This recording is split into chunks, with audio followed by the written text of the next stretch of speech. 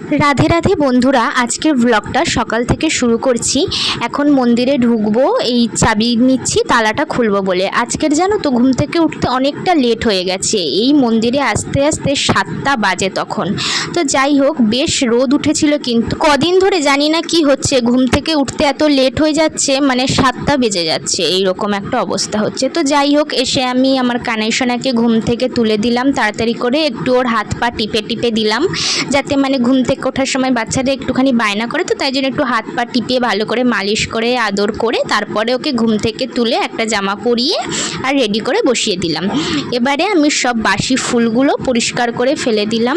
তারপরে ঠাকুর মন্দির মোছার জন্য আমি জল আনতে আসলাম। জল নিয়ে গিয়ে ঠাকুর মন্দিরটা ভালো করে মুছে নিলাম। এত পিঁপড়ে হয় না এখন, কি বলবো বন্ধুরা, মানে এই যদি এক্ষুনি ভোগ লাগিয়ে যাই, কিছুক্ষণ পরে এসে দেখি পিঁপড়েতে পুরো একদম ভরে গেছে। যাই হোক, প্রত্যেকটা থালায় বাতাসা দিয়ে দিলাম। আবার আজকে শনিবার, আমরা তো শনি মঙ্গলবার করে মা মনসাকে দুধ কলা দিই, তো মায়ের জন্য দুধ কলাটা রেডি করে নিলাম। তারপর গ্লাসে জল দিয়ে সবাইকে ভোগ দিয়ে দিলাম। আর এই মায়ের জন্য দুধ কলা ভোগ, সবাইকে ভোগ নিবেদন করে মোমবাতি আর ধূপকাঠি দিয়ে আরতি করে নিলাম। তারপরে আমি গোপালের কাছে একটা মোমবাতি দিয়ে একটু আরতি করে নিলাম। জানো তো আমি না এক হাতে ঘন্টা বাজি আর এক হাতে মোমবাতি বা ধূপকাঠি ঘোরাতে পারি না, তাই জন্য আমি ঘন্টাটা পরে বাজাই।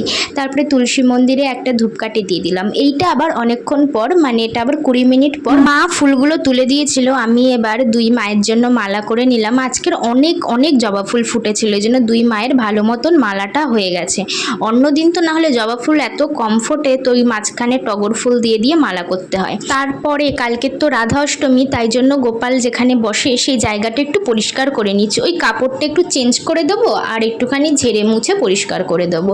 কালকের তো আর টাইম হবে না, এই জন্য আজকেই করে নিচ্ছি, নাহলে কালকের ভরসায় থাকলে অনেকটা দেরি হয়ে যাবে। আর রাধা অষ্টমীর তো মানে দুপুর 12টার মধ্যে অভিষেক করাতে হবে, দুপুর 12টার পর থেকেই পুজো দিতে হবে, এই জন্য টাইমটা একদমই পাওয়া যাবে না। এই জন্য আজকে যতটা পারলাম পরিষ্কার করে রেখে দিলাম। কালকে শুধু রাধা কৃষ্ণর অভিষেক করাবো, গোপালের অভিষেক করাবো, করিয়ে আর যেগুলো যেগুলো আছে সেগুলো করবো। একটা লাল রঙের কাপড় পাতা ছিল, সেটা তুলে জায়গাটা মুছে আরেকটা আমি আবার লাল রঙের কাপড় পেতে দিলাম, কারণ ওই কাপড়টাও দেখলাম যে বেশ ভালো লাগছে এই সাদা কাঠটার সাথে, মানে বেশ একটা সুন্দর লাগছে।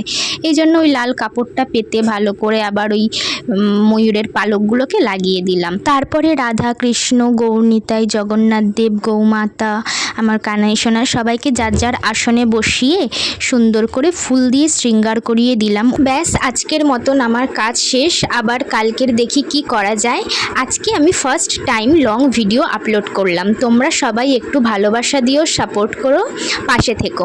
আর মা একটু গোপালের জন্য মুড়ি, চিড়ে, লজেন্স এগুলো সব ফুরিয়ে গেছিলো, মা তাই এনে দিয়েছে, এগুলোকে আমি গুছিয়ে রেখে দিলাম। এইবার তোমরা সব দেবতা ভগবানদের একেবারে দেখে নাও কেমন লাগছে আজকের ঠাকুর ঘরটা, তোমরা সবাই কমেন্ট করে জানিও। আর সবাই একটু পাশে থেকো, সাপোর্ট করো, সাবস্ক্রাইব করে দিও, কমেন্ট করো। সবাইকে অনেক অনেক ধন্যবাদ।